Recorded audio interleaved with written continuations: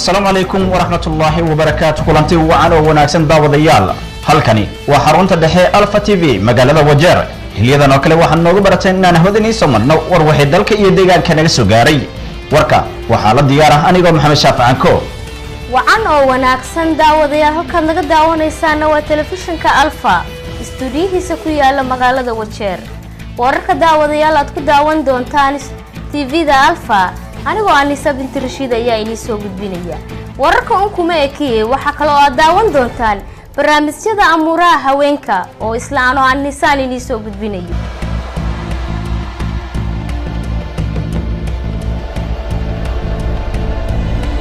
And thank you for joining us, dear viewer, on another day when we meet here at Alpha TV. We are hoping that you're well wherever you may be. Ahmed Abdullahi, Alpha TV, Wajir County. Every team is putting more effort to win it. Anwar Hussein, reporting for Alpha TV, Wajir County. But whether this will be put into focus is something we need to wait and see. Fahad Abdi, Alpha TV, Wajir County. A period of 2 weeks to appeal this decision.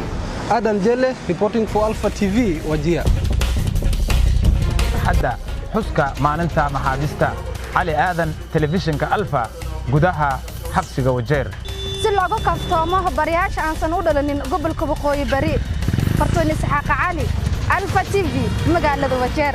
jidcumada ka jirta gobolkani Waqooyi Bari Cabdiraxmaan Geelaha Jir Cabdiraxmaan Mucaawiye Alpha TV magaalada Wajeer. goob bicsharada munaasab waa Xasan Nuur Xasan Ciyaar Jecel telefishinka Alpha gudaha countiga Wajeer.